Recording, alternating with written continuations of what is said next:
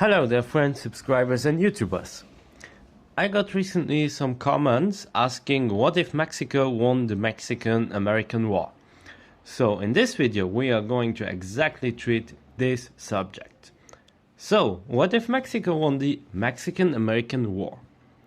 First off, I will try to explain what this war was about, because there were many mistakes that I did initially, so a bit of a research is actually something that we should always do as alternate historians. So why was this war fought? The US citizens settled in Texas and also in California to a certain degree. Native American raids in Mexico sparsely settled north in the decades preceding the war prompted the Mexican government to sponsor migration from the US to the Mexican province of Texas to create a sort of buffer. Mexico, which was very unstable, had not so much control in those remote areas. Practically all of the north escaped from the control of the government. Even within the core lands of Mexico, the government had little to no efficient control. Texas, as a result, declared independence and wanted to join the USA, because the US settlers, they were more closely related and also culturally related to the US than to Mexico, which was Spanish speaking and still is. And they did so in 1845. The same year, US President James K. Polk proposed to purchase the disputed lands between the Nueces River and the Rio Grande. Mexico rejected, and Polk moved US troops into the disputed territory.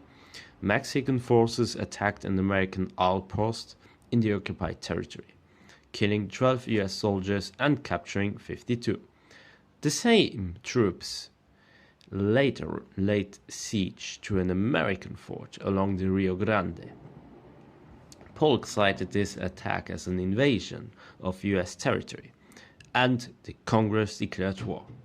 So initially I thought to take a point of divergence where there would not be an immigration of US citizens in Texas, but I changed my mind about it, as without it you would not have a Mexican-American war, and it would be very difficult to imagine the same scenario without the settlers. However, it should be noted that most Americans were against the war. Polk made a lot of enemies in Washington and in all of the US as the war dragged on. If America lost, it probably would have destroyed the Manifest Destiny movement, both citizens and politicians too discouraged to continue. So how could we change that? Let's start from this point of divergence. Mexico is a more stable nation. So how do we get Mexico being more stable? Well, there was actually one initial thought that I had, and it would be a very difficult one, but I think it's the best choice that we can make. Ferdinand VII would have accepted to be Emperor of Mexico, in a commonwealth similar to that of the British today. So as you had, for instance, the Portuguese king who accepted to take Brazil within the same level as Portugal, you would almost have the same thing as with Mexico, only that Mexico would be an empire, whereas Spain is a kingdom.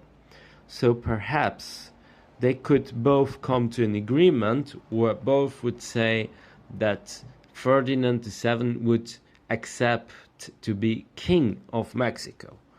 So, but anyways, I mean, both of these titles would not change so much of the scenario. Well, it would be in those times a huge issue, but I would say that if you would be king or emperor, it would be the same scenario almost. So with this, Mexico would actually avoid the first civil war, and it can at least be more united and centralized within its core lands. So you have to see that this, what we know as Mexico today, especially around the capital and some areas of Yucatan, they were actually the most populous lands, and they still are nowadays. But the more north you go, you have places like they are almost like deserts where there is no control whatsoever of the government, and as such you have raids of the Native Americans. Also, we don't have to forget that most of Central America would still be part of the first Mexican Empire, as those nations, they took their independence, when Mexico was in their civil war. As a united nation, Mexico might have been able to focus more on foreign policies and perhaps have the Comanche and other Native American tribes as allies, perhaps even Canada and Great Britain. Even without allies, Mexico would have at least a bigger advantage compared to the US. Without the civil war, there won't be Santa Anna in a high position, and as a result the military leadership might be much better, because as we know, Santa Anna just fucked up everything. Guerrilla tactics might have helped the Mexicans to slow down the advance of the US in the north, and with the supply of Mexico's southern region, they were in the position to turn the tides.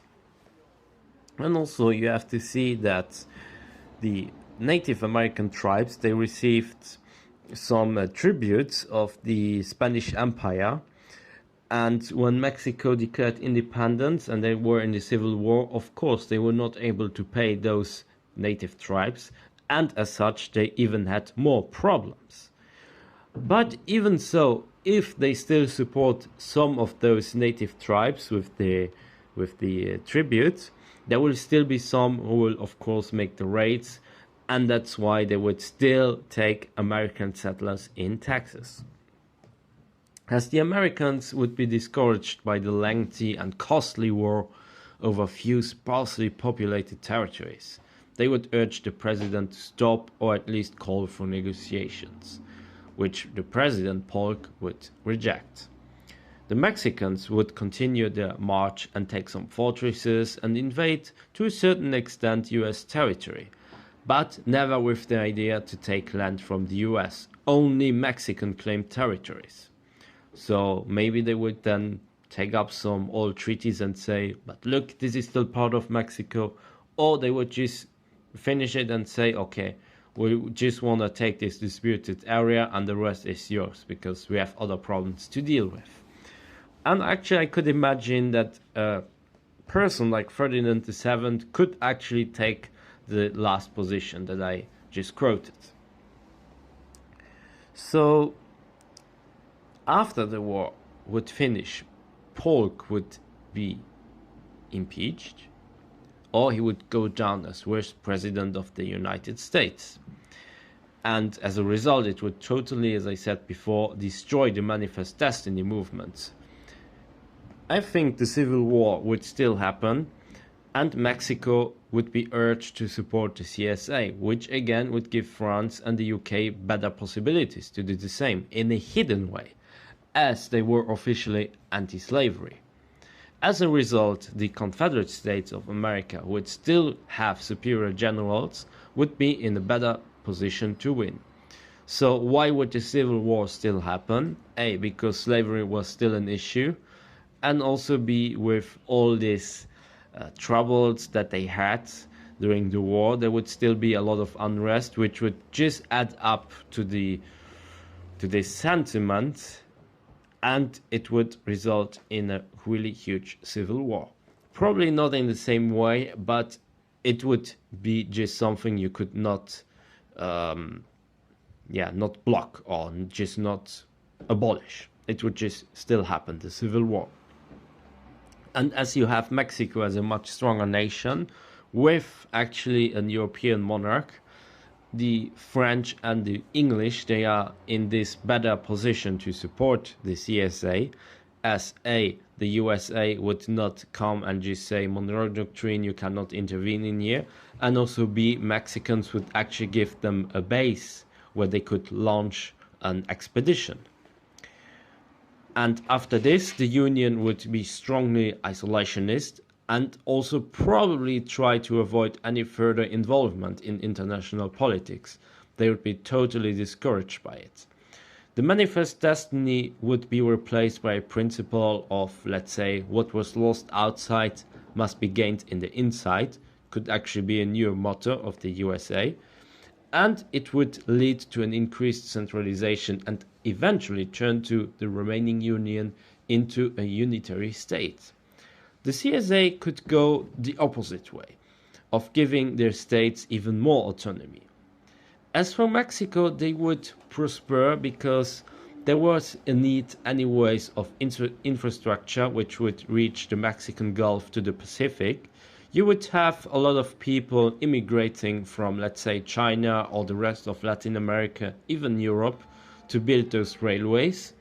And also with the gold rush and many other resources such as oil, Mexico could take a similar road as Canada, for instance, with the sole difference of having a bigger population. Of course, we could now speculate even much more what Mexico might do. They could even be, let's say, the patron of all of Latin America and take a position kind of like the UK within their Commonwealth, where Mexico would speak on behalf of Latin America. But again, it's all just possibilities that might happen, and maybe even Cuba and Puerto Rico and other parts, they might be able to join Mexico in a very autonomous way, let's say. Maybe they might just become independent, and perhaps the same might be true for the Dominican Republic.